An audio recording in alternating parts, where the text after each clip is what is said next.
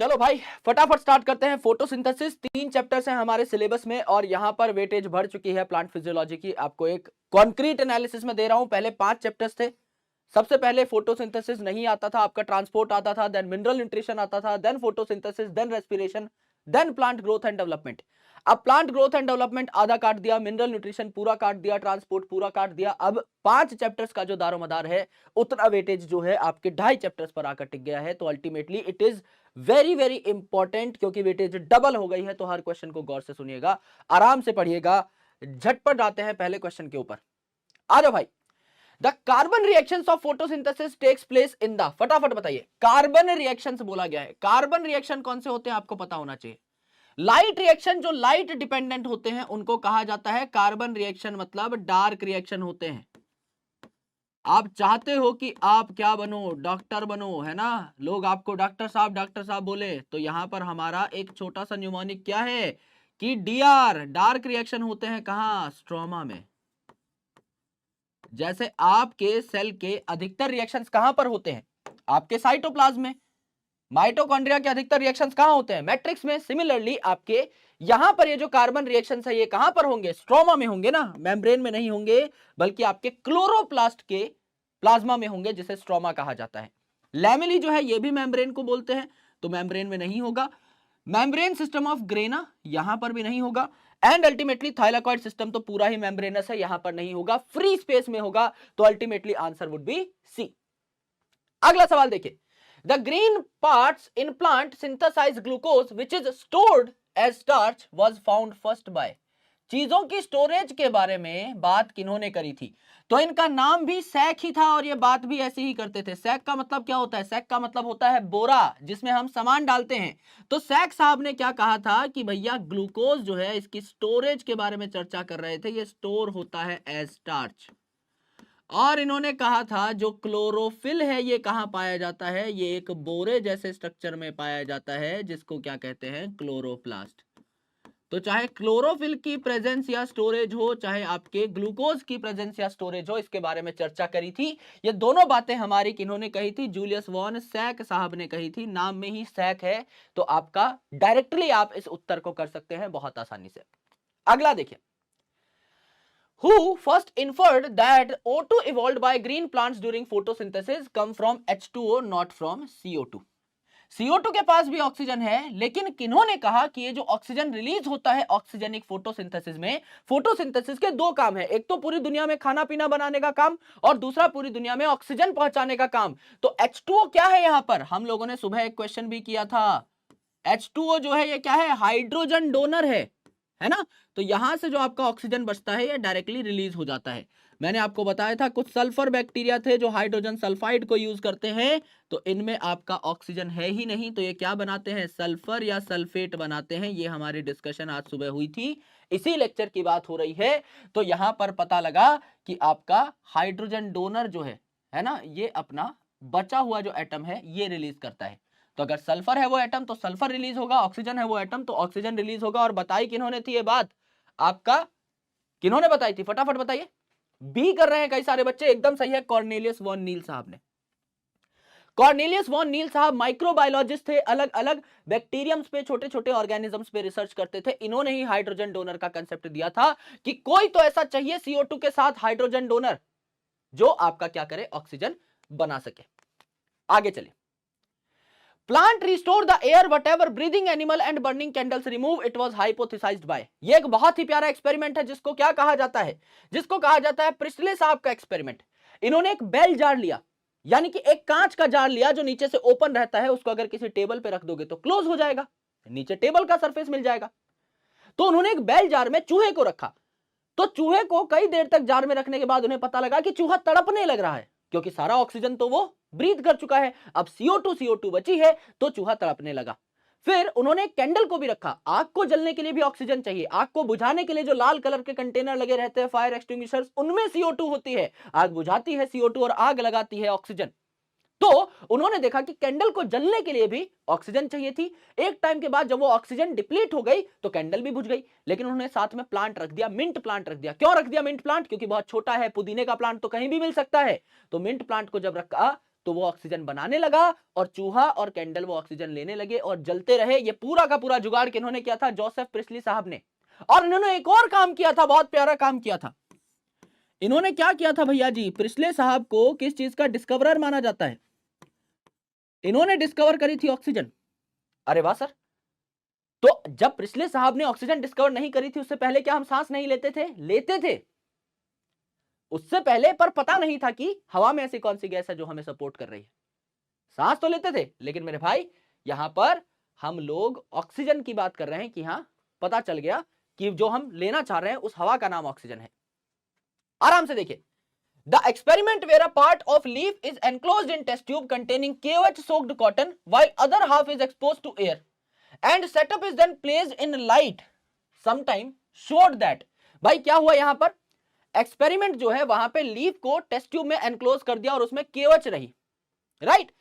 तो आपका इसे क्या कहा जाता है? मॉल्स हाफ लीफ एक्सपेरिमेंट कहा जाता है। ये एक टेस्ट ट्यूब है। इस टेस्ट ट्यूब में आपने क्या कर दिया? इस टेस्ट ट्यूब में आपने एक पत्ता डाल दिया। पत्ते की आधी डायमेंशन अंदर की साइड है, आधी बाहर की साइड है। यहां पे आपने रुई को केवच में भिगो के डाल दिया। केवच सोक्ड कॉटन। केओएच की प्रॉपर्टी क्या होती है? केओएच आपका CO2 को एब्जॉर्ब कर लेता है, राइट? CO2 को एब्जॉर्ब कर लेता है। तो यहां पर अब CO2 है नहीं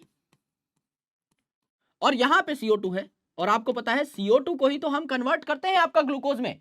तो आपके मॉल साहब ने देखा कि जहां पर CO2 नहीं थी वहां तो आपका ग्लूकोज बन ही नहीं रहा है, जहां पर CO2 है वहीं पर आपका ग्लूकोज बन रहा है, और यही तो हमको चेक करना था।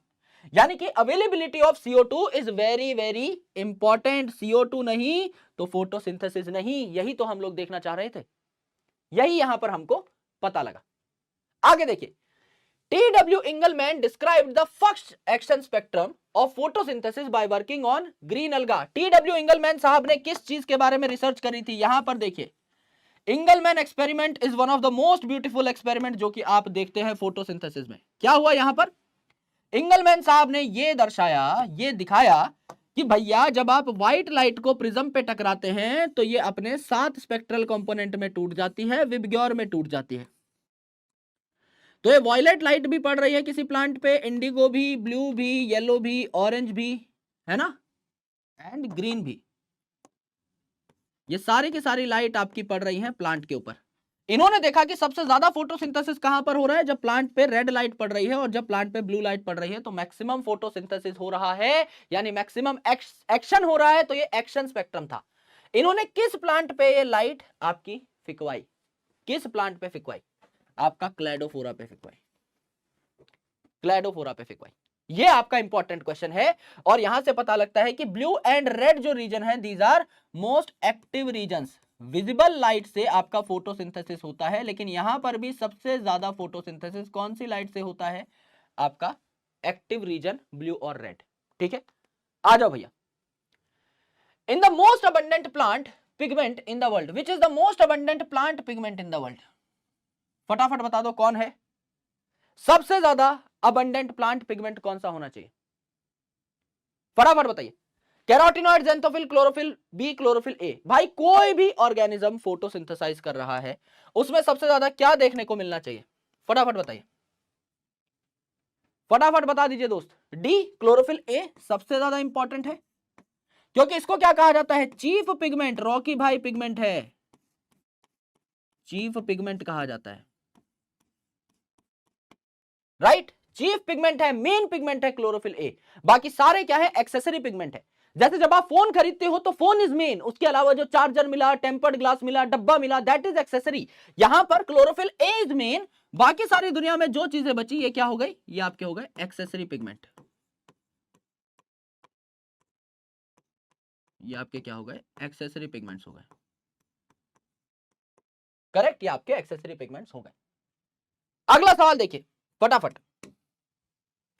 Which of the following is a proteinaceous and water soluble photosynthetic pigment? Very important, very important.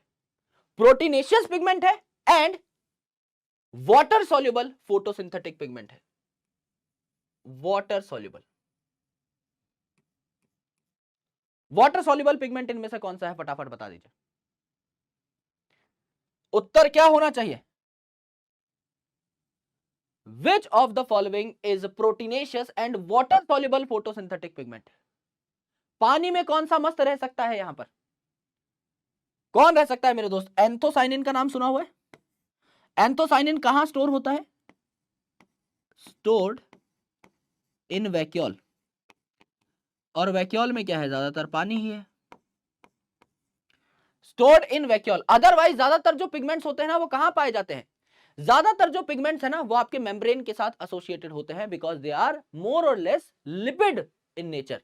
यहां पर आपका एंथोसाइनिन जो है ये वैक्यूल में स्टोर किया जा सकता है, क्योंकि क्या है? आपका प्रोटीनेशियस है नेचर, राइट? तो ये बात आपको नोट करनी है। एंथोसाइनिन क्या है? ये आपका कलर पिगमेंट है। किसको कलर देता है? फूलों को कलर देता है। Colour pigment for flowers. फूलों को कलर देने का काम किसका है? एंथोसाइनिन का है। करेक्ट? आ जाओ। Which of the following photosynthetic pigment show yellow to yellow orange colour in chromatogram? ऐसा कौन सा पिगमेंट है जो येलो से येलो ऑरेंज कलर का होता है? ये मुझे बता दीजिए फटाफट, झटपट। Yellow to yellow orange. Orange colour किसका होता है दोस्त? ऑरेंज कलर क्या आपका कैरेट का होता है? और कैरेट को कलर, गाजर को कलर कौन प्रोवाइड करता है? आगे के अल्फाबेट देखो। कैरेट को कलर कौन प्रोवाइड करेगा? कैरोटिनॉइड्स प्रोवाइड करेंगे। कैरोटिनॉइड्स प्रोवाइड करेंगे, बिल्कुल प्रोवाइड करेंगे। तो उत्तर क्या हो जाना चाहिए? कैरोटिनॉइड हो जाना चाहिए। येलो कौन होता है आपका? प्योर येलो आपका कौन होता है? ज़ैंथोफिल, है ना? आपका लाइट ग्रीन कौन सा होता है? लाइट ग्रीन कौन होता है? आपका यहां पर क्लोरोफिल बी, और क्लोरोफिल ए क्या होता है आपका? ब्राइट ग्रीन होता है, या मेन ग्रीन लिख दो सिर्फ। ये आपका कौन होता है? क्लोरोफिल ए होता है। इन चारों कलर में से एक ना एक सवाल जरूर उठ करके आता है आपके नीट एग्जामिनेशन के अंदर, हर बार पूछा जाता है क्रोमेटोग्राम से, तो ये हमने यहां पर देखा। आराम से आइए। The reaction centre chlorophyll A molecule in PS1 has an absorption peak at. PS1 और PS2 दो फोटो सिस्टम होते हैं। फोटो सिस्टम प्लांट्स के अंदर दो टाइप के हैं, PS1 यानी फोटो सिस्टम 1 और फोटो सिस्टम 2। PS1 क्या कहलाता है? PS1 का रिएक्शन सेंटर कहलाता है P700, क्योंकि 700 नैनोमीटर पे सबसे ज्यादा लाइट एब्जॉर्ब करता है। PS2 कहलाता है P680, क्योंकि 680 नैनोमीटर पे सबसे ज्यादा लाइट एब्जॉर्ब करता है। तो उत्तर क्या हो जाएगा? आपसे क्या पूछा गया है? PS1 पूछा गया है, तो 700 नैनोमीटर पे सबसे ज्यादा एब्जॉर्बेंस दिखाएगा। PS2 पूछा होता तो आपका 680 नैनोमीटर आता। ये दोनों आपके PS1 PS2 दोनों का रिएक्शन सेंटर नहीं है। अगला सवाल देखिए। The electrons needed to replace those removed from photosystem 1 during electron transport are provided by। Very important question, pole mark करिए, पोल मार्क करिए। भाई आपको पता होना चाहिए कि यहां पर क्या हुआ है। सबसे पहले आपके इलेक्ट्रॉन कहां गए? सबसे पहले इलेक्ट्रॉन आपके PS2 पे गए, PS2 पे गए, है ना? मतलब सबसे पहले आपकी सनलाइट आके यहां पे टकराई, इलेक्ट्रॉन यहां से उड़ गए और आपके इलेक्ट्रॉन एक्सेप्टर के पास चले गए, फिर आपके इलेक्ट्रॉन कैरियर्स के पास चले गए, और यहां से होते होते कहां चले गए? PS1 पे चले गए। ठीक है, यहां से इलेक्ट्रॉन उड़े, इलेक्ट्रॉन कैरियर्स के पास चले गए, और यहां से आपके कहां चले गए? NADP बनाने चले गए, है ना? तो NADPH बन गया। यहां पर ATP और NADPH बनता है इस प्रोसेस के दौरान, तो ATP यहां बनता है और NADPH यहां बना। अब देखिए, जब आपकी सनलाइट PS2 पे गिरी तो इलेक्ट्रॉन ऊपर उड़ गया और यहां चला गया, यहां चला गया, यहां चला गया, तो इसका जो इलेक्ट्रॉन उड़ा वो तो वापस आया ही नहीं। तो PS2 को इलेक्ट्रॉन कौन देगा? PS2 को इलेक्ट्रॉन देगा भैया वाटर। वाटर जब टूटेगा तो इसको क्या मिल जाएंगे? प्रोटॉन्स मिल जाएंगे, इलेक्ट्रॉन्स मिल जाएंगे और ऑक्सीजन मिल जाएगा। तो ऑक्सीजन रिलीज हो जाएगा और आपके इलेक्ट्रॉन यहां पर सप्लीमेंट हो जाएंगे। ये इलेक्ट्रॉन यहां पर पहुंचा PS1 के पास और लाइट PS1 पे आई, तो यहां से ये इलेक्ट्रॉन उड़ गया। यानी PS1 से एक इलेक्ट्रॉन उड़ा तो एक इलेक्ट्रॉन ही आया, इसको कोई प्रॉफिट कोई लॉस नहीं है। तो वाटर से नहीं आया PS1 के पास इलेक्ट्रॉन, H2S से नहीं आया, है ना? फोटो सिस्टम 2 से ही आ गया। भाई आप वाटर कह रहे हो, पर water is the right answer for PS2। आप रट के बैठे हो एक क्वेश्चन को। आपने रट लिया है क्वेश्चन को कि हाँ भाई हमसे ये पूछा जाता है कॉमनली कि PS2 पे बताइए आपका इलेक्ट्रॉन सप्लीमेंट कैसे हुआ, पानी के टूटने से हुआ, आपने रट लिया, याद कर लिया। लेकिन क्वेश्चन पूछा है PS1 के बारे में, भाई PS1 का जो इलेक्ट्रॉन उड़ा वो तो इसको PS2 से ही मिला है, उत्तर क्या आ जाएगा? सी आ जाएगा, सी आ जाएगा भाई, बिल्कुल। अब सवाल को समझो, ये इंपॉर्टेंट था। तो क्वेश्चन देखना होता है, उसके बाद आंसर करना होता है, तब आता है मजा। और बहुत कम बच्चों ने किया होगा, 9%, 85% लोगों ने वो किया है जो उन्होंने रटा है। दिक्कत है मेरे भाई, पहले क्वेश्चन देखना पड़ेगा तब मजा आएगा। आगे देखो, अगला सवाल स्क्रीन के ऊपर आजा भाई, चलो यहां से कर लेते हैं। PS2 and NADP reductase, NADP को NADPH में कन्वर्ट करने वाला NADP रिडक्टेज और PS2 enzymes are required for cyclic photophosphorylation. Cyclic में सिर्फ PS1 इन्वॉल्व होता है, PS2 का कोई लेना देना नहीं है। Absent on stroma lamellae, stroma lamellae में साइक्लिक फोटोफॉस्फोराइलेशन होती है, तो उनमें ये दोनों ही नहीं होते, है ना।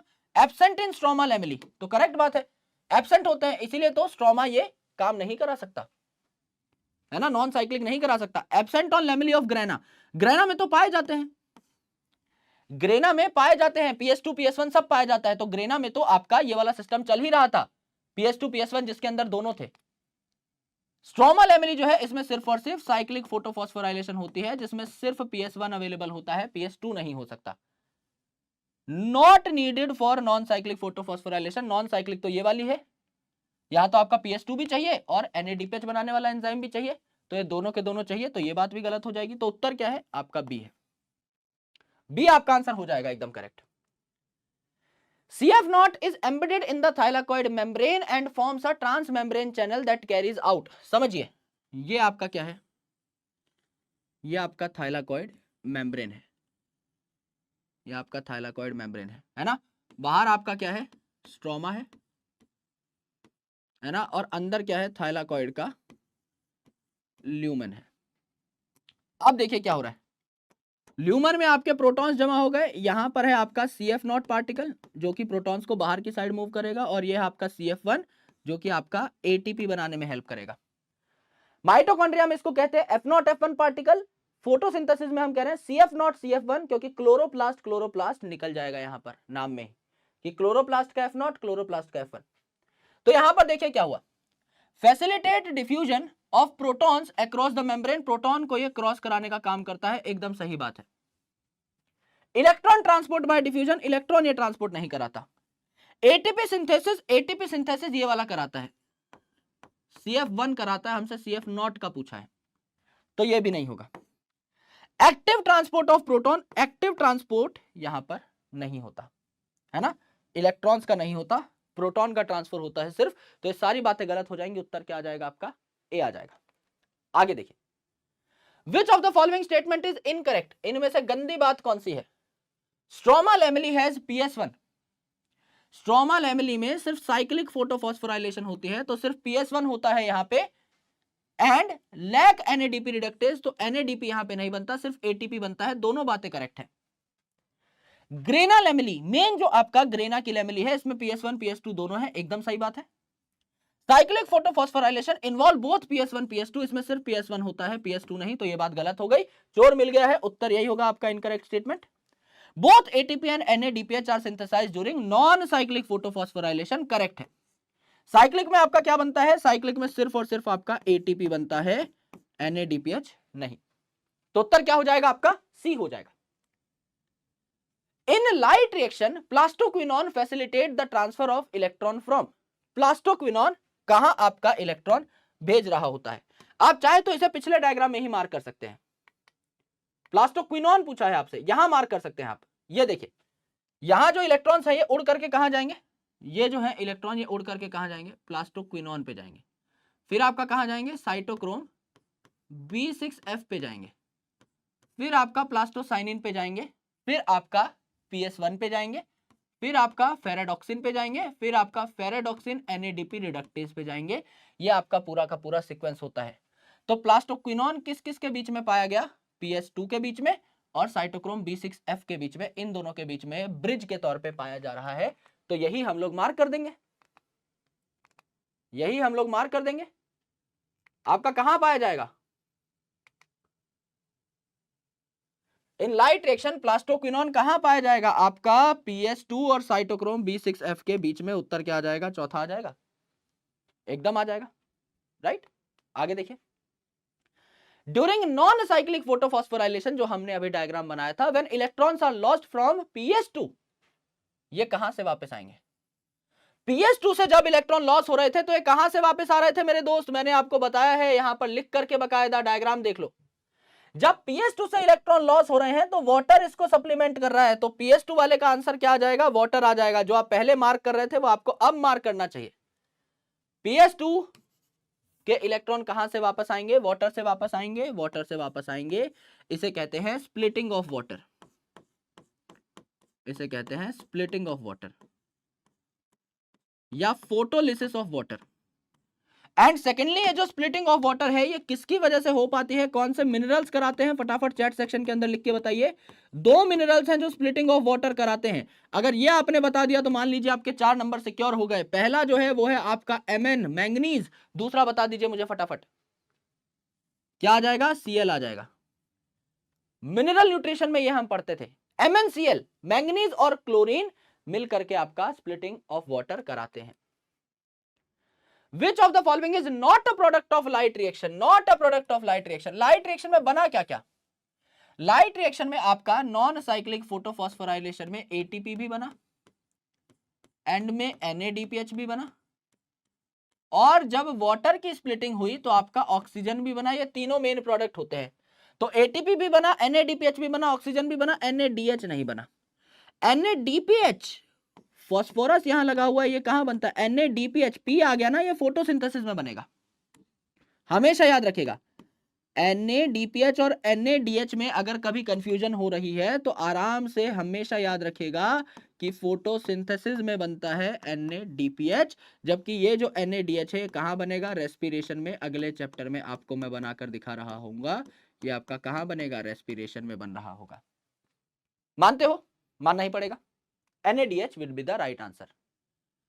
First CO2 fixation product in algal photosynthesis discovered by radioactive carbon 14 को यूज करके was found to be, यानी first CO2 fixation product algae के अंदर। CO2 फिक्सेशन प्रोडक्ट, CO2 को जब आप फिक्स कर रहे हो तो पहला स्टेबल प्रोडक्ट क्या बना? आराम से देखिए, तो 5 कार्बन का RUBP पहला कार्बन एक्सेप्टर होता है C3 साइकिल में, तो ये आपका पहला एक्सेप्टर है। 5 कार्बन का RUBP पहला कार्बन एक्सेप्टर है, तो इसके ऊपर कार्बन ऐड हुआ, तो 5 कार्बन प्लस 1 कार्बन क्या हो गया आपका? 6 कार्बन का एक प्रोडक्ट बना जो कि अनस्टेबल था, इसे 6 कार्बन का अनस्टेबल प्रोडक्ट कहते हैं। ये 6 कार्बन का प्रोडक्ट सिंस अनस्टेबल है तो ये 2 टुकड़ों में टूट जाता है, 3-3 कार्बन के। इसे क्या कहते हैं? Phosphoglyceric acid, phosphoglyceric acid. ये आपका पहला स्टेबल प्रोडक्ट है C3 पाथवे का। इसके अलावा एक और बात लिख लीजिए, अगर आप C4 पाथवे की बात करते हैं तो वहां 3 कार्बन का एक कंपाउंड है कॉल्ड एज फॉस्फोइनॉल पायरुवेट, जिसको प्यार से कहा जाता है पेप।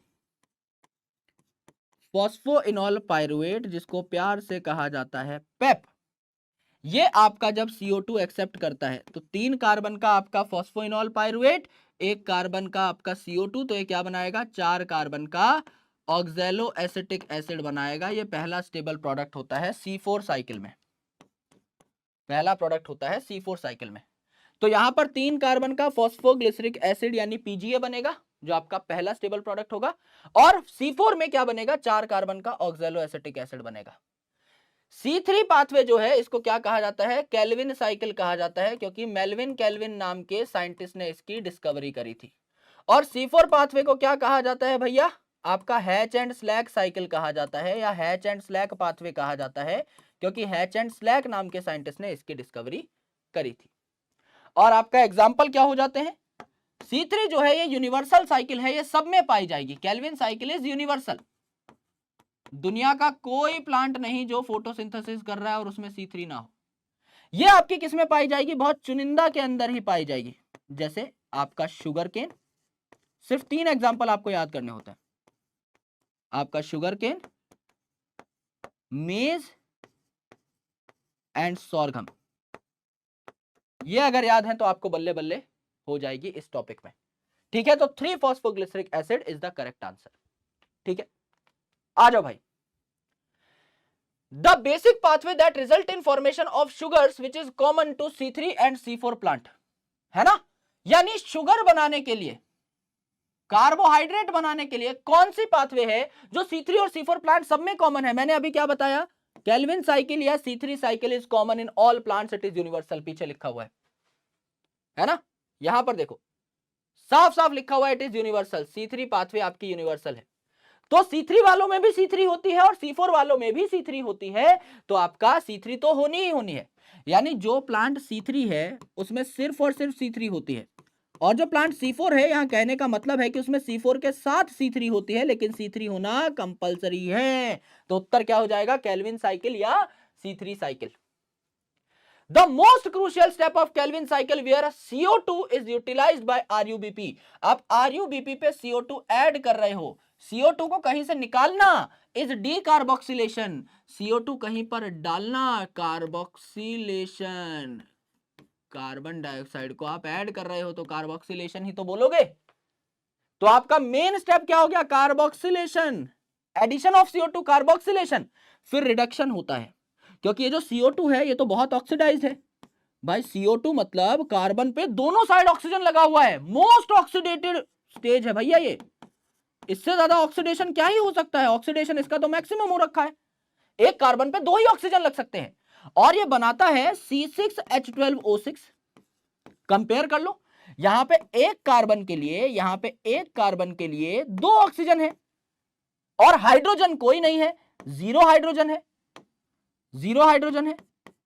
और यहां पे अगर आप देखो तो C6, अगर मैं इसको मानूं एक कार्बन, तो एक कार्बन के लिए 2 हाइड्रोजन है और 1 ऑक्सीजन है, राइट। तो पहले आपका एक कार्बन पे 2 ऑक्सीजन थे, अब 1 ऑक्सीजन है, आपका रिडक्शन हुआ, ऑक्सीजन कम होना इज रिडक्शन, है ना। और यहां पहले 0 हाइड्रोजन थे, अब 2 हाइड्रोजन हो गए, हाइड्रोजन बढ़ना इज ऑल्सो रिडक्शन। तो भैया दिक्कत हो गई ना, हर प्रकार से रिडक्शन हो रहा है, दिक्कत हो गई मतलब अच्छी बात है, रिडक्शन तो होनी चाहिए, है ना। और फिर आपका होता है रीजनरेशन, ये जो RUBP है जिसपे आप CO2 ऐड कर रहे हो उसको वापस लाएंगे अगली साइकिल के लिए, है ना। तो ये तीनों स्टेप होते हैं, पहले कार्बोक्सिलेशन, फिर आपका रिडक्शन, फिर आपका रीजनरेशन, फिर again carboxylation and so on. यहां पर आराम से देखिए, राइट, यहां पर आराम से एक बात समझने की कोशिश करिए, आराम से एक बात समझने की कोशिश करिए। फॉर 1 कार्बन, ये फॉर्मूला याद कर लीजिएगा, फॉर 1 कार्बन, एक कार्बन अगर आपको फिक्स करना है तो इसमें C3 में एनर्जी कितनी लगेगी, 3 ATP और 2 NADPH, 3 ATP और 2 NADPH for 1 carbon. And for 1 carbon आपकी C4 में कितनी ATP लगेगी, कितनी एनर्जी लगेगी, C4 के अंदर 2 ATP ज्यादा, यानी 3 ATP थी तो इसकी जगह 5 ATP और 2 NADPH। सिंपल फॉर्मूला है। मैं आपको एक क्वेश्चन देता हूं, मुझे बताइए, मैं कह रहा हूं एक सुक्रोज का मॉलिक्यूल है, इसको मैंने C3 पाथवे से बनाया, बताओ भैया कितनी ATP लगी होंगी, कितनी NADPH, एक ही साथ लिख दो, एक ही कमेंट में, न्यूमेरिकल है, ये फॉर्मूला भी देख लो चाहे,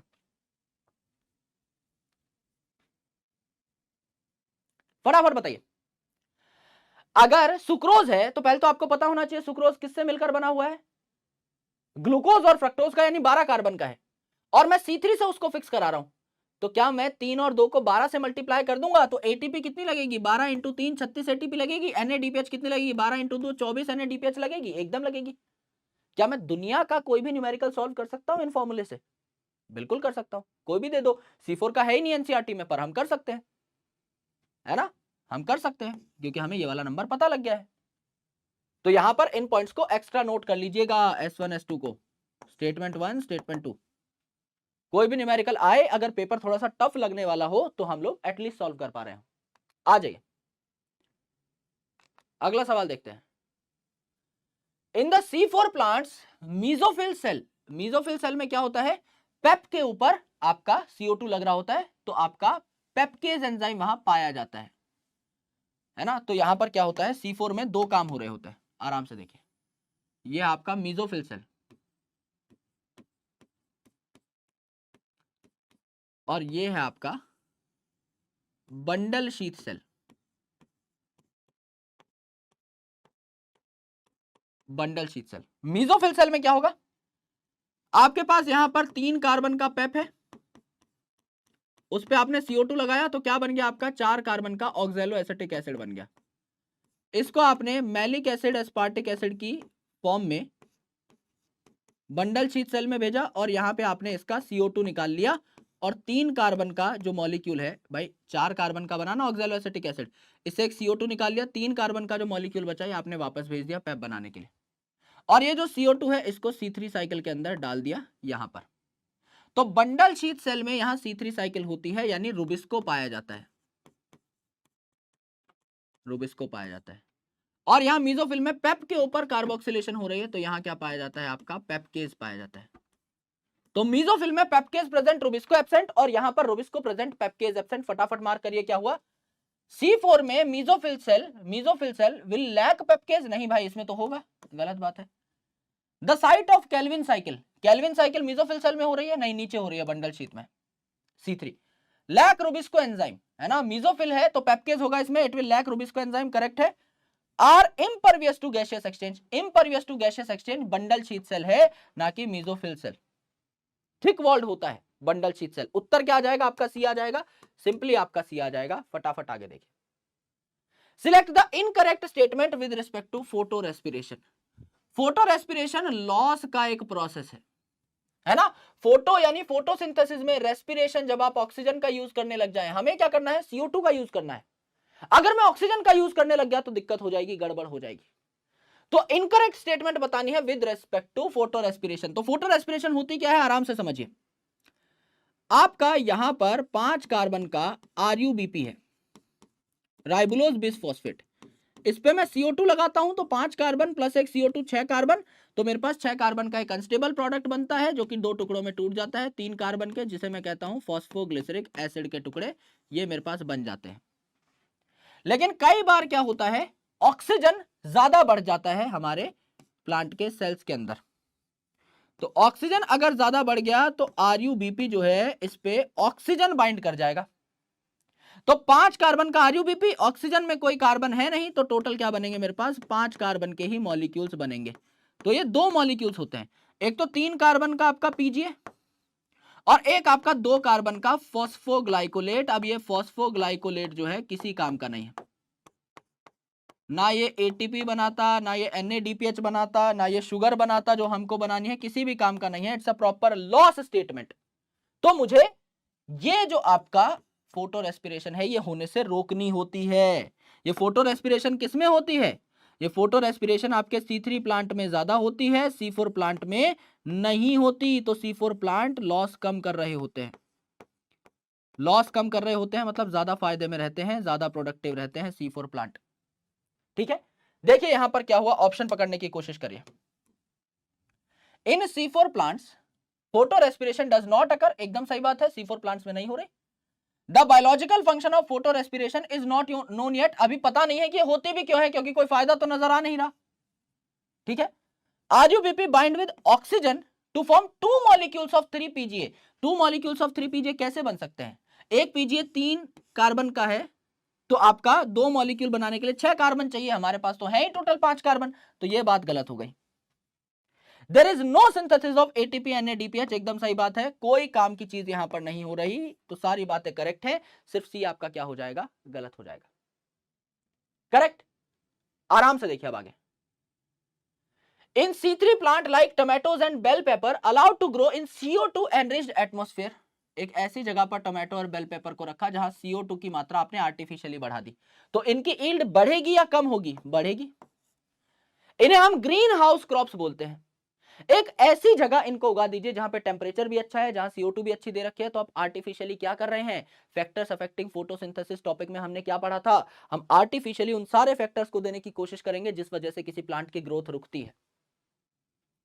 जब भी हमें लगेगा कि प्लांट की ग्रोथ रुक रही है, हम एक ऐसा फैक्टर प्रोवाइड कर देंगे जो प्लांट की ग्रोथ के लिए इंपॉर्टेंट है, एंड अल्टीमेटली हमें मजा आ जाएगा। भाई अगर मुझे पता लगे एक प्लांट की ग्रोथ सिर्फ CO2 की वजह से रुक रही है, बाकी सारी चीजें उसके पास अच्छी हैं, अगर CO2 मिल जाए तो बहुत तगड़ी ग्रोथ हो जाएगी, तो मैं CO2 दे दूंगा, बात खत्म, हो जाएगी ग्रोथ, है ना। ये आपका देखने को मिलेगा। Select the odd one out with respect to external factors affecting photosynthesis. External factors कौन से हैं? फैक्टर्स अफेक्टिंग फोटोसिंथेसिस में ओरिएंटेशन ऑफ लीफ, ये तो प्लांट का खुद का ही फैक्टर है। लीफ किस प्रकार से ओरिएंट होंगी सनलाइट की तरफ, ये एक्सटर्नल फैक्टर थोड़ी है। टेम्परेचर, वाटर, लाइट, मॉइस्चर, ये एक्सटर्नल फैक्टर्स है। भाई अवेलेबिलिटी ऑफ सनलाइट, सनलाइट बाहर का फैक्टर है। टेम्परेचर सनलाइट से ही कंट्रोल होता है, ये बाहर का फैक्टर है। CO2 कंसंट्रेशन, ये बाहर का फैक्टर है, एटमॉस्फेरिक CO2। वाटर सॉइल में कैसा है, ये एक्सटर्नल फैक्टर है। ये तो प्लांट का खुद का ही फैक्टर है, इंटरनल है,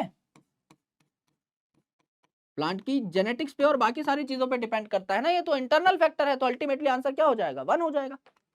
आगे देखो, आ जाओ भैया, अच्छा सवाल।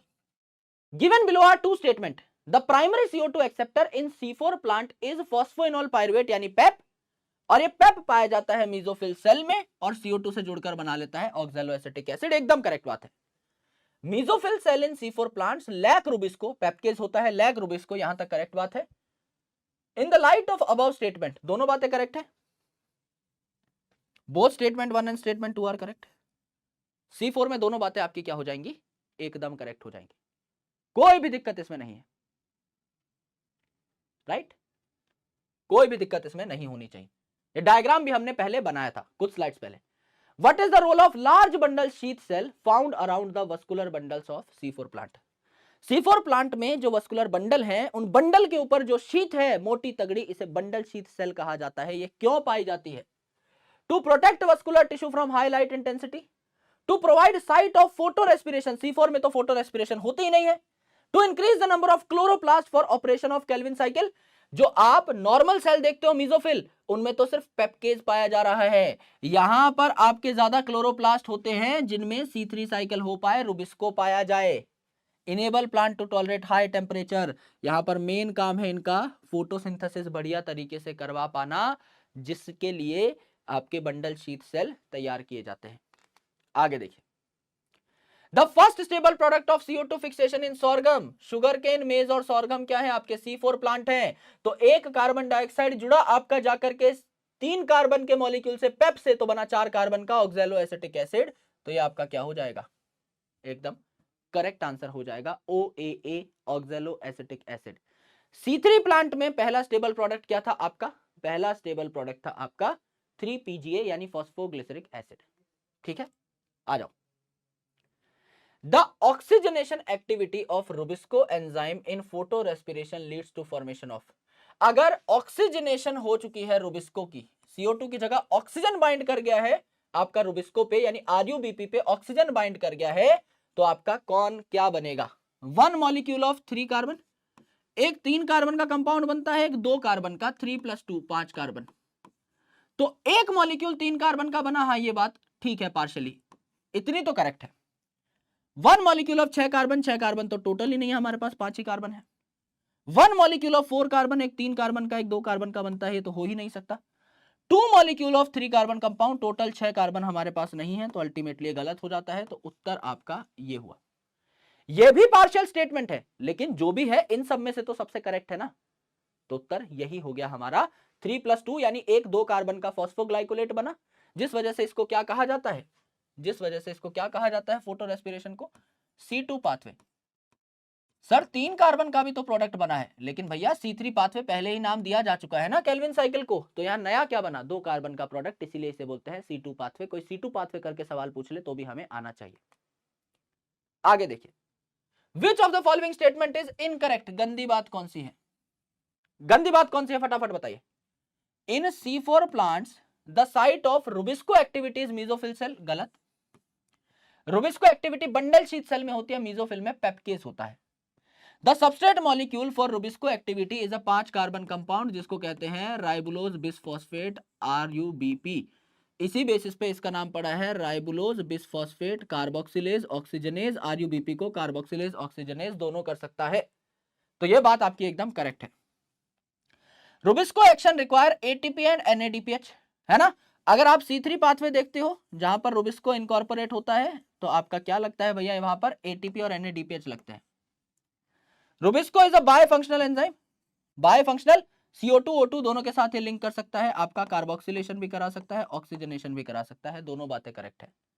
तो आपका उत्तर क्या आ जाएगा, इनकरेक्ट क्या है, पहली वाली बात ही आपकी इनकरेक्ट थी, तो उत्तर क्या आ जाएगा आपका 1 ही आ जाएगा, ए आ जाएगा, राइट। आगे देखिए,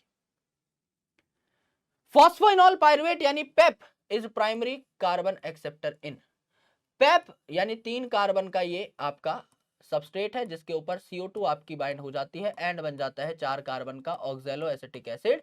सो C4 पाथवे में, है ना, C4 पाथवे में पहला कार्बन का जो स्टेबल प्रोडक्ट बन रहा है 4 कार्बन का है, तो C4 पाथवे के अंदर क्या पाया जाता है, आपका पहला एक्सेप्टर पेप पाया जाता है, करेक्ट। उत्तर क्या हो जाएगा, C4 pathway. Which statement is wrong about photo respiration, photo respiration के बारे में गलत बात क्या है।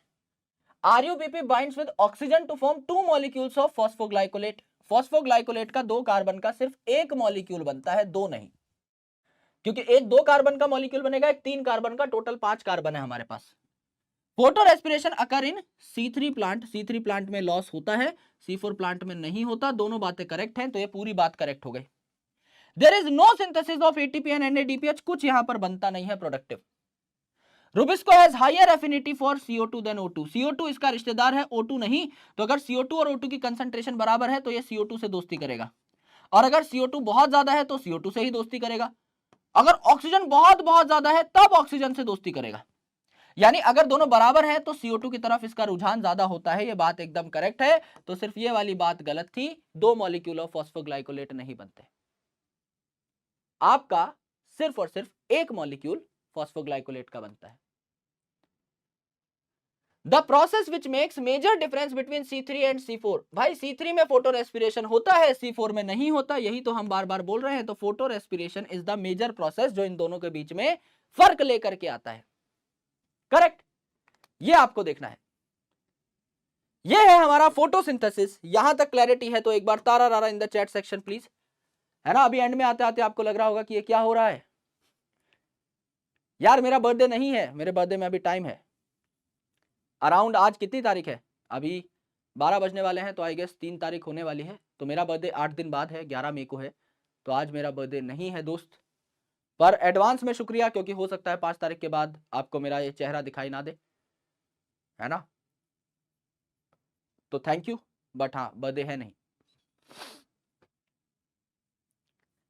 जिन लोगों ने पढ़ा होगा उनके लिए अभी ये रामबाण है एकदम, और जिन लोगों ने नहीं पढ़ा वो इस स्लाइड को डाउनलोड करके पॉइंट्स लिख लीजिएगा बस। अगर आपको कुछ भी नहीं आता, लेट्स से आप 12th क्लास में हो, आप पहला अटेम्प्ट दे रहे हो, आपको कुछ भी नहीं आता और आपको लगता है बायोलॉजी में मैं अच्छा स्कोर कर लूं, इन पॉइंट्स को याद भी करके चले जाओगे तो you will get a decent score. इतने ज्यादा कंसेप्चुअल क्वेश्चंस नहीं आते बायोलॉजी में, आते हैं लेकिन इनको देख के कर ले जाओगे, ठीक है। चलो भाई आ जाओ, रेस्पिरेशन इन प्लांट्स, पहला सवाल आपकी स्क्रीन के ऊपर, Which of the following organisms can prepare their own food by the process of photosynthesis? आपका साइनोबैक्टीरिया अपना खाना खुद बना सकते हैं, saprophyte dead and decaying matter पे ग्रो कर सकते हैं, हर्बीवोर हर्ब यानी प्लांट को खाते हैं, हेट्रोट्रोप अपना खाना नहीं बना सकते, तो साइनोबैक्टीरिया करेक्ट है, ये क्वेश्चन कुछ था ही नहीं, है ना। In anaerobic organism the only process of respiration is anaerobic, है ना, ऑक्सीजन का यूज ये नहीं कर सकते। तो EMP पाथवे क्या है, एम्बडन मेयरहॉफ एंड पार्नाज पाथवे, यानी ये ग्लाइकोलिसिस का ही दूसरा नाम है, और ग्लाइकोलिसिस की सबसे अच्छी बात है कि इसमें ऑक्सीजन की जरूरत नहीं पड़ती डायरेक्टली, तो अनएरोबिक ऑर्गेनिज्म भी इसको कर सकते हैं। ट्राई कार्बोक्सिलिक एसिड साइकिल ये एरोबिक का पार्ट है, बिना ऑक्सीजन के नहीं हो सकती, तो इसको नहीं कर सकते। क्रैब साइकिल का नाम ही है ट्राई कार्बोक्सिलिक एसिड साइकिल, है ना, इसको क्या कहते हैं, क्रैब साइकिल भी कहते हैं, और आपका इसको और क्या कहा जाता है, एक और नाम बताओ फटाफट। Try carboxylic acid, 3 carboxylic group हैं किसमें, सिट्रिक एसिड में, तो इसको सिट्रिक एसिड साइकिल कह सकते हैं, कह सकते हैं सर, सिट्रिक एसिड साइकिल भी कह सकते हैं। क्रैब साइकिल इसी का नाम है, तो जाहिर सी बात है आपका ये भी एरोबिक है, सिट्रिक एसिड साइकिल, अच्छा यही सारे ऑप्शन रिपीट हो गए, है ना, तो उत्तर क्या आ जाएगा आपका ए। इसे यूनिवर्सल पाथवे कहा जाता है, दुनिया का ऐसा कोई ऑर्गेनिज्म नहीं जिसमें ग्लाइकोलिसिस ना होती हो, चाहे प्रोकैरियोट हो, चाहे यूकैरियोट हो, चाहे आपका यूनिसेलुलर हो, कोई भी हो। क्यों? क्योंकि पहली बात तो ये साइटोप्लाज्म में होता है और दुनिया के हर सेल में साइटोप्लाज्म होगा ही होगा, तो it occur in cytoplasm. Second important thing, oxygen की अवेलेबिलिटी चाहिए नहीं इसके लिए। अगर आपके बॉडी में ऑक्सीजन है तो वेल एंड गुड, नहीं ऑक्सीजन है तो भी काम चल जाएगा। यानी चाहे एरोबिक ऑर्गेनिज्म हो, चाहे एनारोबिक, चाहे यूकैरियोट हो, चाहे प्रोकैरियोट, सबके अंदर ये हो सकता है। आगे देखिए, sucrose is converted into glucose and fructose with the help of enzyme. Sucrose को तोड़ने के लिए कौन सा एंजाइम लगता है? सुक्रोज को कहा जाता है इन्वर्ट शुगर। तो इसको तोड़ने वाले एंजाइम का नाम क्या होगा? इन्वर्टेज। या फिर सुक्रोज को तोड़ने वाले एंजाइम का डायरेक्ट नाम क्या होगा? सुक्रेज, जो 12 कार्बन की इस शुगर के टुकड़े कर देगा, 6 कार्बन के 2 टुकड़ों में इसको तोड़ देगा। ग्लूकोज फ्रक्टोज में तो क्या हो जाएगा? इन्वर्टेज हो जाएगा। सीधा सीधा सवाल है, सीधा सीधा जवाब है ना। In glycolysis, a chain of 10 reaction under control of different enzymes takes place to produce. Glycolysis में 10 रिएक्शन होते हैं, क्या बनाने के लिए? सुक्रोज बनाने के लिए नहीं। सुक्रोज से तो ग्लूकोज और फ्रक्टोज बनते हैं और ग्लूकोज फिर ग्लाइकोलिसिस करता है, तो ये बात तो गलत है। ग्लूकोज फ्रॉम फ्रक्टोज, ये दोनों तो शुरुआत में बन ही गए थे सुक्रोज से। पायरुवेट फ्रॉम एसिटाइल कोएंजाइम है, एसिटाइल कोएंजाइम का नाम भी नहीं आता ग्लाइकोलिसिस में। पायरुवेट फ्रॉम ग्लूकोज, 6 कार्बन का एक जो ग्लूकोज है, ये 3 कार्बन के 2 पायरुवेट बनाता है, यानी ग्लूकोज अपने 2 टुकड़े कर लेता है। ये बात करेक्ट है। ग्लूकोज को जब हम पायरुवेट में या पायरुविक एसिड में कन्वर्ट करते हैं तो उस प्रोसेस को हम कहते हैं ग्लाइकोलिसिस। ये हमारा मेन रिएक्शन है। During glycolysis ATP is utilized in the conversion of, ATP is utilized in the conversion of, कौन से स्टेप में एटीपी यूटिलाइज हुई? ग्लूकोज से ग्लूकोज 6 फॉस्फेट बना रहे हो, ग्लूकोज पे फॉस्फेट लगाया तो कहां से लगा रहा होगा ये फॉस्फेट? एटीपी को आपने तोड़ा तो एडीपी बना एंड पीआई रिलीज हुआ, उस पीआई को मैंने यहां पर लगाया है, तो एटीपी तो लगी इस रिएक्शन में। ग्लूकोज 6 फॉस्फेट से फ्रक्टोज 6 फॉस्फेट, यहां भी एक फॉस्फेट, यहां भी एक फॉस्फेट, तो आपका एटीपी का लेना देना हुआ ही नहीं, कोई फॉस्फेट ऐड ही नहीं हुआ। फॉस्फोइनॉल पायरुवेट, यहां पर आपका एक फॉस्फेट है, फॉस्फोइनॉल पायरुवेट इनटू पायरुवेट, यहां नाम में फॉस्फो आ रहा है, फॉस्फोइनॉल पायरुवेट, यहां पायरुवेट, तो इसमें क्या हुआ? इसमें आपका एक एडीपी के ऊपर ये फॉस्फेट मैंने ऐड करा दिया और एटीपी बनाई। यहां पे एटीपी यूटिलाइज नहीं हुई है, एटीपी बन रही है, उल्टा प्रोसेस है। हमें पूछा गया है एटीपी कहां यूटिलाइज हुई है। 3 फॉस्फोग्लिसरिक एसिड से 2 फॉस्फोग्लिसरिक एसिड, सिर्फ पोजीशन चेंज हुई है फॉस्फेट की, 3rd कार्बन से 2nd कार्बन पे आ गया, फॉस्फेट के नंबर में कोई फर्क नहीं पड़ा, यानी कोई एटीपी यूटिलाइज नहीं हुई। तो उत्तर क्या आ जाता है आपका? पहला आ जाता है, जहां एटीपी लगी। 2 प्रोसेसेस में 2 स्टेप्स में एटीपी लगती है, ग्लूकोज से ग्लूकोज 6 फॉस्फेट, फिर आपका फ्रक्टोज 6 फॉस्फेट से फ्रक्टोज 1,6 बिस फॉस्फेट। पहले फ्रक्टोज पे 1 फॉस्फेट था, फिर फ्रक्टोज पे 2 फॉस्फेट आए, तो एटीपी से ही वो फॉस्फेट आया। तो 2 जगह आपकी एटीपी लगती है। The key product of glycolysis क्या बनता है? ग्लाइकोलिसिस में ग्लूकोज को आप पायरुविक एसिड में कन्वर्ट करते हो, अभी थोड़ी देर पहले पढ़ा था, क्वेश्चन रिपीट हुआ है, ज्यादा टाइम नहीं लगाएंगे। एक 6 कार्बन का ग्लूकोज 2 टुकड़ों में टूट जाता है, राइट? आ जाइए। For complete oxidation of glucose to CO2 and H2O, organisms adopt, complete oxidation अगर करनी है, अगर 6 कार्बन का ग्लूकोज है और एक एक कार्बन आपको तोड़ देना है CO2 के फॉर्मेट में, तो आपको क्या करना पड़ेगा? एरोबिक रेस्पिरेशन अडेप्ट करनी पड़ेगी, है ना। For complete oxidation of glucose, lactic acid fermentation, fermentation anaerobic होती है, फर्मेंटेशन एनारोबिक होती है, क्रैब साइकिल एरोबिक होती है। क्रैब साइकिल के दौरान सारे आपके CO2 रिलीज हो चुके होते हैं। सबस्ट्रेट लेवल फॉस्फोराइलेशन मतलब आपका एडीपी से एटीपी बनना, फॉस्फोराइलेशन होना एडीपी की एटीपी बनना, इसका आपका CO2 निकलने से कोई लेना देना नहीं है। उत्तर क्या हो जाएगा? Krebs cycle. कंप्लीट ऑक्सीडेशन करनी है तो मेहनत करनी पड़ेगी, क्रैब साइकिल करनी पड़ेगी, अदरवाइज कुछ नहीं।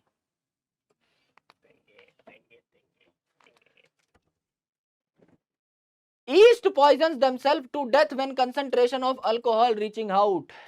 कितनी कंसंट्रेशन हो जाए शराब की कि शराब बनाने वाला खुद शराबी हो जाए और मर जाए?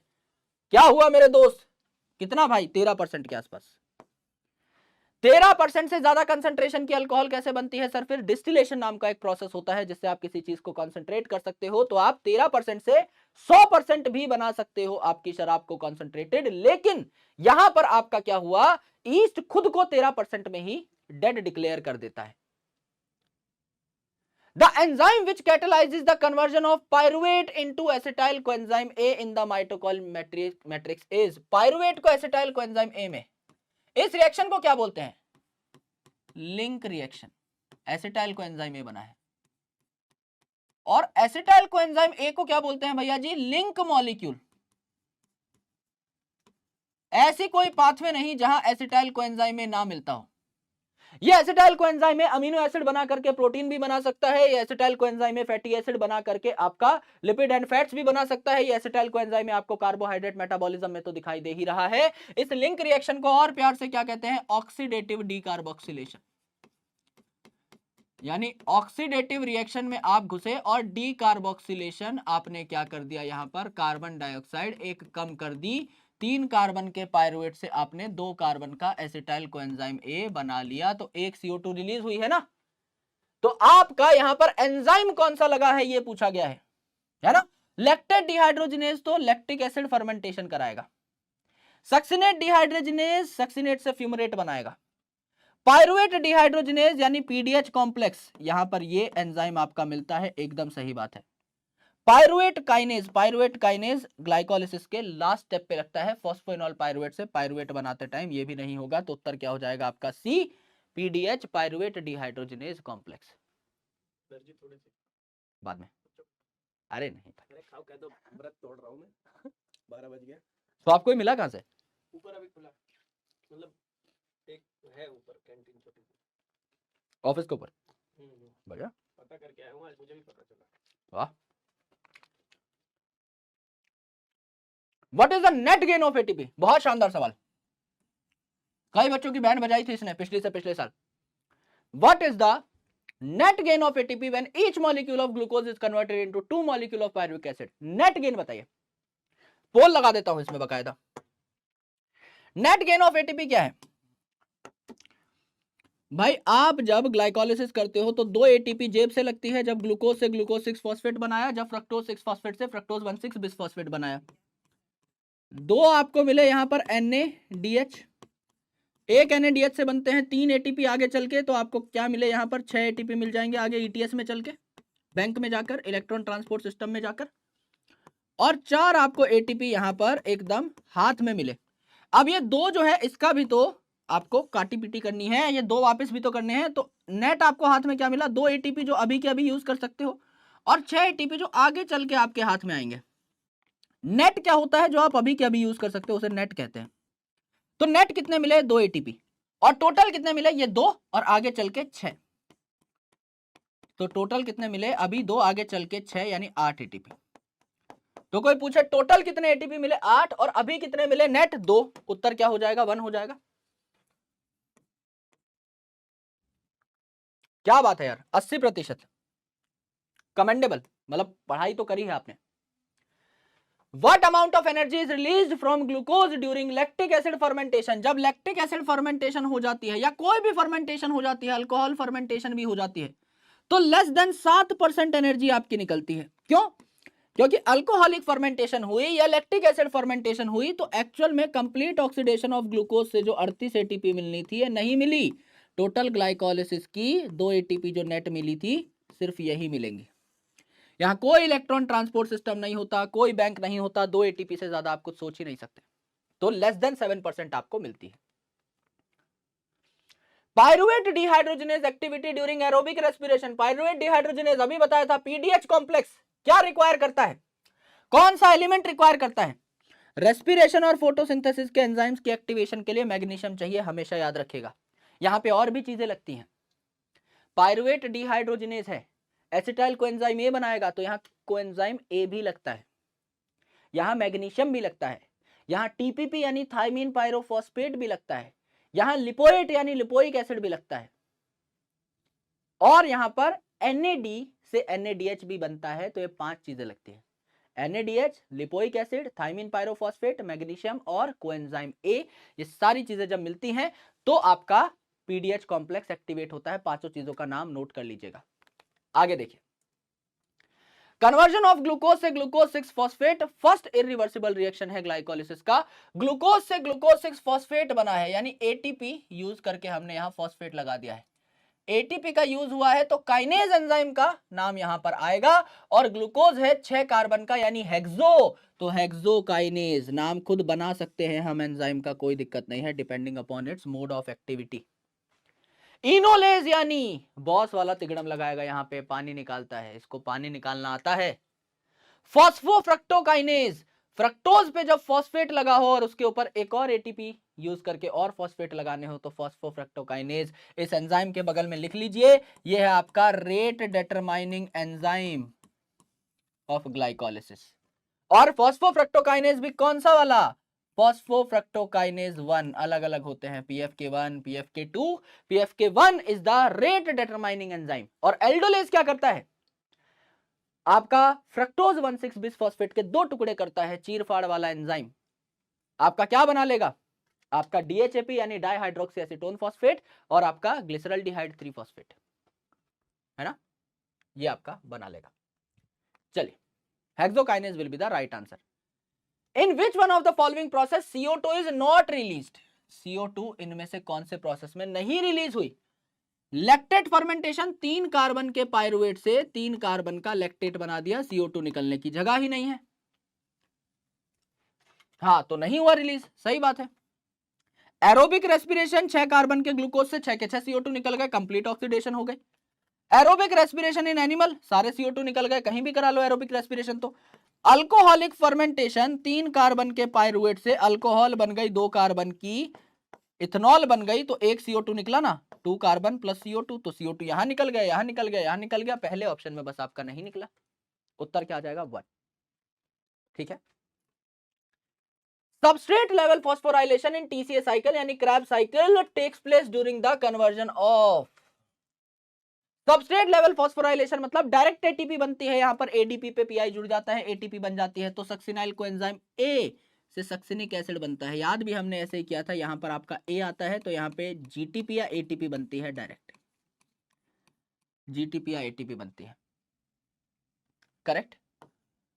सिर्फ यही एक जगह है जहां पर डायरेक्टली आपका नाम के अंदर ही A का साउंड प्रॉपर आता है, that is succinyl coenzyme A, यहां एटीपी बनेगी। The number of substrate level phosphorylation in one turn of citric acid cycle, citric acid cycle में क्या होता है, क्रैब साइकिल में क्या होता है, 3 जगह पर आपके NADH बनते हैं, एक जगह पर आपका FADH2 बनता है, और एक जगह पर आपका ATP बनता है। यह है आपका फॉर 1 एसिटाइल कोएंजाइम है, फॉर 1 एसिटाइल कोएंजाइम A आपका ये होता है। तो substrate level phosphorylation directly ATP कितनी बन रही है, एक जगह पर बन रही है, एक पोजीशन पे बन रही है, एक पोजीशन पे बन रही है सिर्फ, ठीक है। चलो, ये आप याद कर लेना, है ना, 3 जगह पे NADH निकलता है, एक FADH2 और एक ATP, ये आपका क्रैब साइकिल की कंप्लीट कैलकुलेशन है फॉर 1 एसिटाइल कोएंजाइम में। और एक ग्लूकोज से कितने बनते हैं, 2 एसिटाइल कोएंजाइम में। तो कोई एक ग्लूकोज के रेस्पेक्ट में पूछ ले तो इस पूरे को मल्टीप्लाई कर देना है 2 से, है ना। अगर आपको कोई पूछ ले फॉर 1 ग्लूकोज, तो आप इस पूरी इक्वेशन को 2 से मल्टीप्लाई कर दोगे तो आपका उत्तर आ जाएगा 6 NADH, 2 FADH2, 2 ATP, ये आपका उत्तर हो जाएगा। Which statement is wrong about Krebs cycle, कौन सी बात गलत है, गंदी है। There are 3 points in the cycle where NAD is reduced to NADH, एकदम सही बात है, अभी बताया कि एक साइकिल में 3 NADH बनते हैं। एक पॉइंट है जहां FAD बनता है, FADH2। During conversion of succinyl coenzyme A to succinic acid, GTP या ATP बन रहा था, यहाँ A का साउंड आ रहा है, करेक्ट है। The cycle starts with condensation of acetyl group to pyruvic acid, गलत। पायरुविक एसिड से ही एसिटाइल कोएंजाइम में बन गया था। अब ये 2 कार्बन का एसिटाइल कोएंजाइम में किसके साथ मर्ज करता है, आपका यहां पर किसके साथ मर्ज करेगा, फटाफट बताइए। 4 कार्बन के ऑक्सैलो एसिटिक एसिड के साथ, और क्या बनाएगा, सिट्रिक एसिड बनाएगा, पहला 6 कार्बन का मॉलिक्यूल, इसीलिए इसको सिट्रिक एसिड साइकिल बोला। तो ये बात आपकी गलत है, उत्तर क्या हो जाएगा आपका, चौथा हो जाएगा, इनकरेक्ट बात आपकी ये है। Done. Which of the following complex refers to cytochrome C oxidase complex containing cytochrome AA3 and 2 copper center? भाई पहला जो कॉम्प्लेक्स होता है ना, ईटीएस में हम करते क्या है, ईटीएस में हमने जो अभी तक NADH और FADH2 बनाया है उनको हम यूज करते हैं टू मेक ATP। तो सबसे पहले NADH बना था हमारे ग्लाइकोलिसिस में, तो पहले कॉम्प्लेक्स का नाम क्या है, NADH डिहाइड्रोजिनेस। दूसरा क्या होता है, दूसरा अब आपका कॉम्प्लेक्स 2 आपका ऑब्वियसली FADH2 से ATP बनाएगा, तो इसे क्या कहते हैं, FADH2 डिहाइड्रोजिनेस। और FADH2 किस प्रोसेस में बनता है, जब सक्सिनेट से फ्यूमरेट बन रहा हो तो यहां एंजाइम लगता है आपका सक्सिनेट डिहाइड्रोजिनेस, तो इसे सक्सिनेट डिहाइड्रोजिनेस कॉम्प्लेक्स भी कहा जाता है। फिर आता है आपका कॉम्प्लेक्स 3। कॉम्प्लेक्स 3 को हम क्या कहते हैं, साइटोक्रोम BC1 कॉम्प्लेक्स, यहां 2 साइटोक्रोम होते हैं B और C1। फिर आपका आता है कॉम्प्लेक्स 4, फिर आता है कॉम्प्लेक्स 4। कॉम्प्लेक्स 4 को क्या कहते हैं, साइटोक्रोम AA3 कॉम्प्लेक्स, यहां 2 साइटोक्रोम होते हैं A और A3। और यहां पर साइटोक्रोम BC1 से AA3 तक आते आते आपका एक और साइटोक्रोम लगता है, साइटोक्रोम C, मोबाइल कैरियर होता है। कॉम्प्लेक्स 3 और 4 के बीच में कुछ चल के आ सकता है, ठीक है। तो इसीलिए इसको क्या कहते हैं, AA3 कॉम्प्लेक्स को क्या कहते हैं, साइटोक्रोम C ऑक्सीडेज, क्योंकि C यहां पर लेकर आ रहा है ना इलेक्ट्रॉन, तो इसे C ऑक्सीडेज कहते हैं। एंड यहां पर आता है आपका कॉम्प्लेक्स 5, यहां पर आता है आपका कॉम्प्लेक्स 5 जो ATP बनाएगा। मेन काम तो ATP बनाना है, एनर्जी बनाना है, तो यहां पर क्या आएगा, ATP सिंथेज, आपका F0 F1 पार्टिकल यहां आ जाएगा, जो फोटोसिंथेसिस में ही पढ़ा था, CF0 CF1, राइट। तो आपका AA3 साइटोक्रोम C ऑक्सीडेज कौन सा हो जाएगा, आपका कॉम्प्लेक्स 4 हो जाएगा, हो जाएगा। उत्तर क्या हो जाता है आपका, बी हो जाता है, सिंपल। आगे देखिए, Which of the following biomolecules is common to respiration mediated breakdown of fat के मेटाबॉलिज्म में भी मिलेगा। फैटी एसिड भी बना सकता है, फैटी एसिड से बन भी सकता है, कार्बोहाइड्रेट भी बना सकता है, कार्बोहाइड्रेट से बन भी सकता है, अमीनो एसिड से भी बन सकता है, अमीनो एसिड बना भी सकता है। इसे कहते हैं लिंक मॉलिक्यूल, जिसका नाम है एसिटाइल कोएंजाइम A। अभी कुछ स्लाइड पहले लिखवाया था, बहुत सरल, बहुत सिंपल सा ये आपका मॉलिक्यूल है, 2 कार्बन का, हर जगह आपको ये देखने को मिलता है, correct. What will be the respiratory quotient RQ value for fatty acid और ट्राइपामिटिन? फैटी एसिड के लिए RQ वैल्यू क्या है, तो RQ वैल्यू आप कई चीजों की यहां पर लिख सकते हैं। फैट के लिए या फैटी एसिड के लिए RQ वैल्यू जो है यह है 0.7। प्रोटीन के लिए आपकी जो RQ वैल्यू है ये है 0.9। कार्बोहाइड्रेट को सबसे ज्यादा यूज किया जाता है रेस्पिरेशन में, क्योंकि इनका रेस्पिरेटरी क्वेश्चन होता है परफेक्ट 1। और ऑर्गेनिक एसिड्स का आपका रेस्पिरेटरी क्वेश्चन होता है मोर देन 1, ठीक है। तो यहां पर पूछा गया है ट्राइपामिटिन का, उत्तर क्या हो जाएगा आपका, 0.7 हो जाएगा, यानी आपका डी हो जाएगा। इन चारों लाइनों में से एक आपका सवाल रखा रहेगा, 4 नंबर कंफर्म कर देगा आपका इतना सा टेबल, एकदम 4 नंबर कंफर्म गारंटी के साथ। आगे देखिए, रेस्पिरेटरी क्वेश्चन ऑफ ट्राइपामिटिन 0.7 अभी करके हटे हैं, जस्ट PYQ में भी पूछा जा चुका है। If fatty acid were to be utilized in respiratory pathway, what would be the first degraded product? Fatty acid हमने बताया था, फैटी एसिड जो है ये सबसे पहले किस में टूटते हैं, 2-2 कार्बन के टुकड़ों में टूटते हैं, जिन्हें कहा जाता है एसिटाइल कोएंजाइम A, है ना।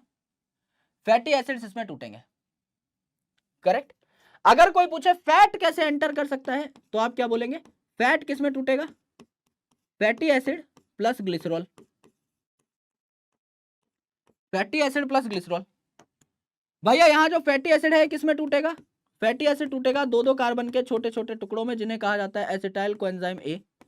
और यहां पर ग्लिसरॉल है, ये क्या बना देगा, ग्लिसरल्डिहाइड 3 फॉस्फेट, है ना, डाइहाइड्रोक्सी एसीटोन फॉस्फेट और ग्लिसरल्डिहाइड 3 फॉस्फेट बना था ना ग्लाइकोलिसिस में, ये उस स्टेप पर जाकर एंटर कर जाएगा, एंटर इन ग्लाइकोलिसिस।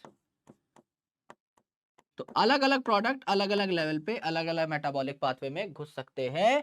तो ये किस लेवल पे घुसेगा, एसिटाइल कोएंजाइम A के लेवल पे घुसेगा, करेक्ट। सी आपका आंसर हो जाता है।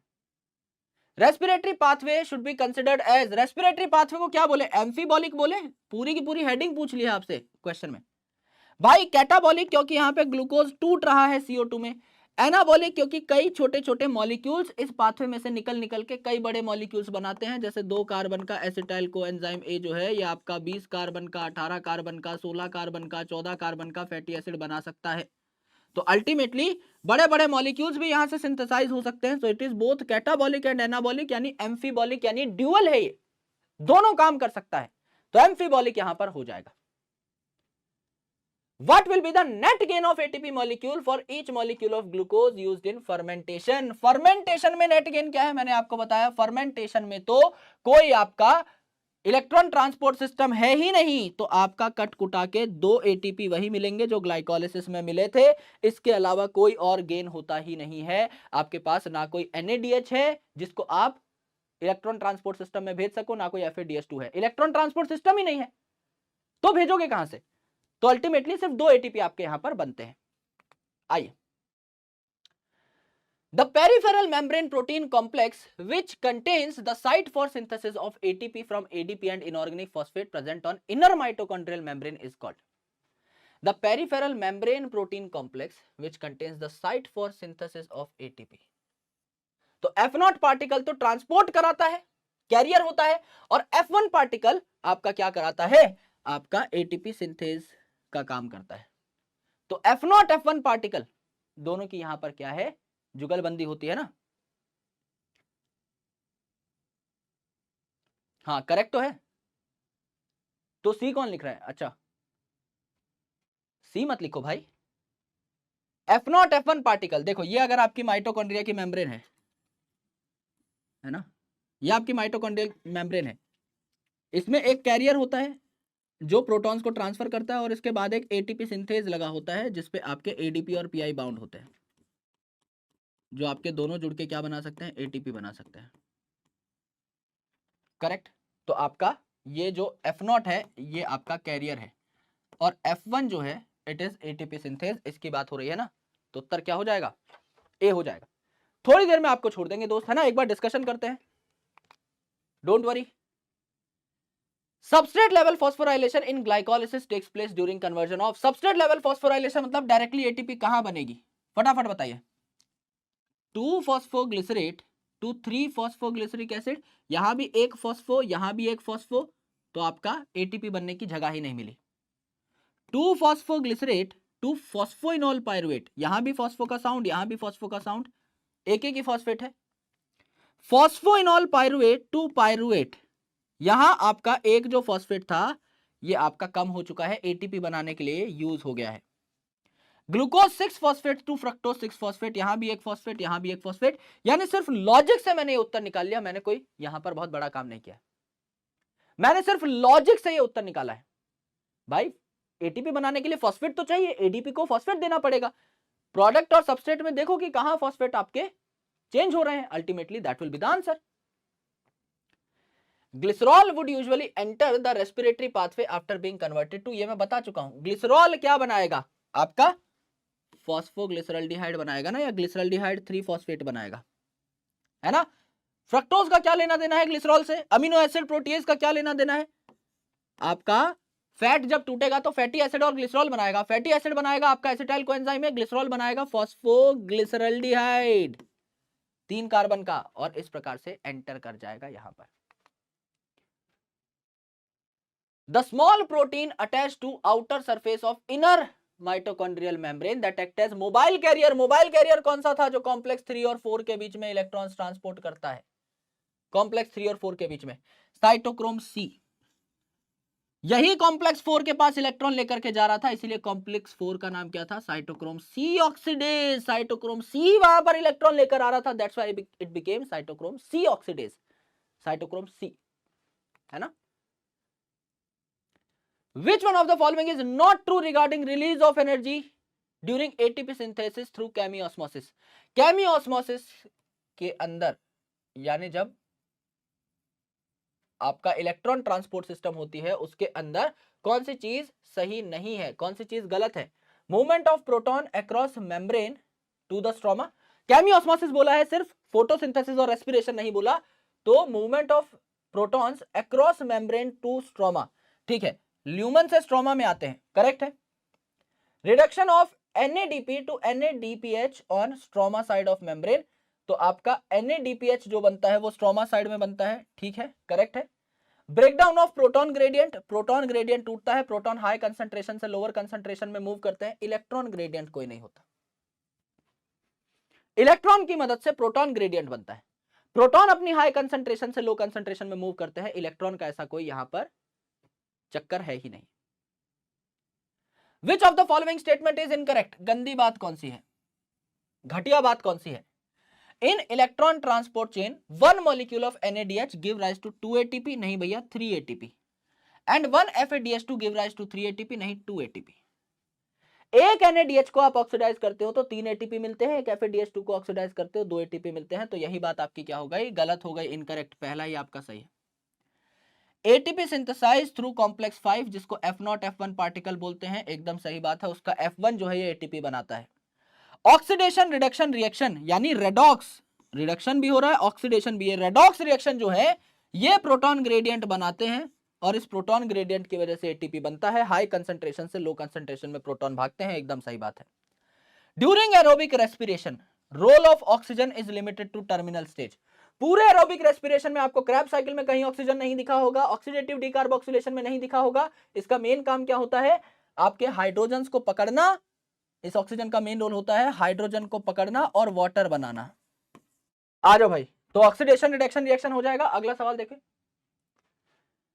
Cytochromes are found in, cytochromes क्या होते हैं, they are very good electron carriers, electron carriers है भैया साइटोक्रोम। तो साइटोक्रोम कहां पाए जाएंगे, cristae of mitochondria, cristae of mitochondria यानी इनर मेम्ब्रेन ऑफ माइटोकॉन्ड्रिया, तो यहां इलेक्ट्रॉन कैरियर्स पाए जाएंगे। लाइसोसोम में साइटोक्रोम का कोई काम नहीं है, मैट्रिक्स ऑफ माइटोकॉन्ड्रिया में कोई काम नहीं है, आउटर वॉल ऑफ माइटोकॉन्ड्रिया में कोई काम नहीं है। और साइटोक्रोम कौन कराता है भैया, साइटोक्रोम में कौन कौन से आपके एलिमेंट पाए जाते हैं, आयरन कॉपर पाए जाते हैं, हमेशा याद रखिएगा, CuFe, आयरन कॉपर आपके यहां पर पाए जाते हैं, ठीक है। और देखिए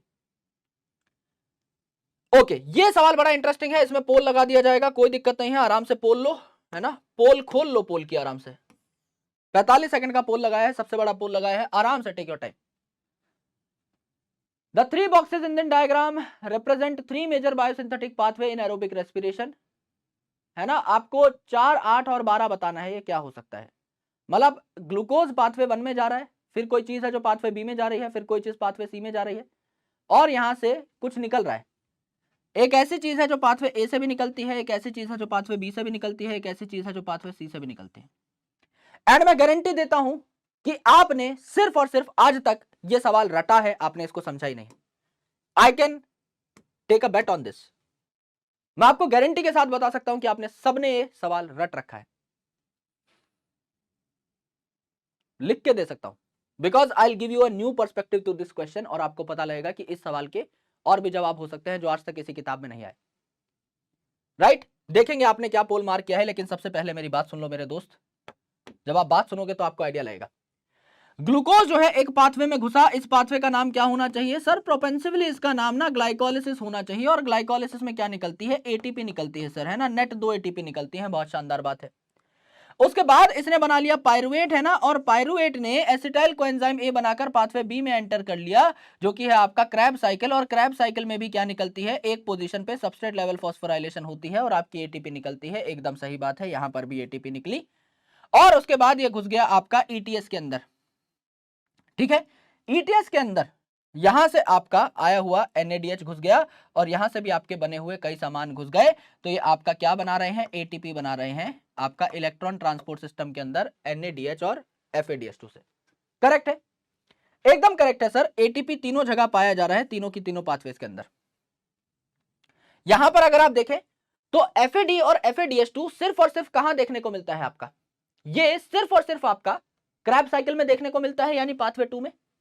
NADH कहां देखने को मिलता है आपका, ग्लाइकोलिसिस में और क्रैब साइकिल में। ETS में NADH से NAD बन रहा होता है, ये आपका क्या हो रहा होता है, आपका बेसिकली ऑक्सीडाइज हो रहा होता है। लेकिन मेरे दोस्त अब मैं आपको एक चीज बताता हूं, ग्लाइकोलिसिस में आपने पढ़ा था सेकंड लास्ट स्टेप, जहां पर एक एंजाइम लग रहा था इनोलेज, और इनोलेज में क्या आपका वाटर निकलता है भैया जी इस प्रोसेस में 9th स्टेप पे। क्रैब साइकिल अगर आप देखेंगे तो क्रैब साइकिल में एक पोजीशन पे है ना सिट्रेट आइसोसिट्रेट, जब इनके बीच में आपकी आइसोमराइजेशन चल रही होती है तो एक स्टेप पे पानी घुसता है और दूसरे स्टेप पे पानी निकलता है। और जब हम इलेक्ट्रॉन ट्रांसपोर्ट सिस्टम पढ़ रहे होते हैं वहां पर भी हमने देखा कि आपका इलेक्ट्रॉन ट्रांसपोर्ट सिस्टम में कॉम्प्लेक्स 4 में ऑक्सीजन क्या बना रहा था, वाटर बना रहा था। तो क्या इसका उत्तर वाटर नहीं हो सकता? क्या इसका उत्तर वाटर नहीं हो सकता? खुद बताइए। I have seen no book no PYQ solution जहां पर किसी ने छुआ भी हो इस ऑप्शन को कि हाँ वाटर हो सकता है। इसका जवाब किसी ने बोला ही नहीं है, जबकि एक्चुअल में इन तीनों पाथवे से जहां जहां से एटीपी निकल रहा है वहां से वाटर भी तो निकल रहा है। तो अगर आप करते ये आंसर तो भी आप चैलेंज कर सकते थे, हालांकि आपके दिमाग में पहला जो आंसर आएगा that is ATP by default, कोई दिक्कत नहीं है उसमें। लेकिन मेरे भाई करने को आंसर आपका यहां पर वाटर भी तो हो सकता है। It is a good answer.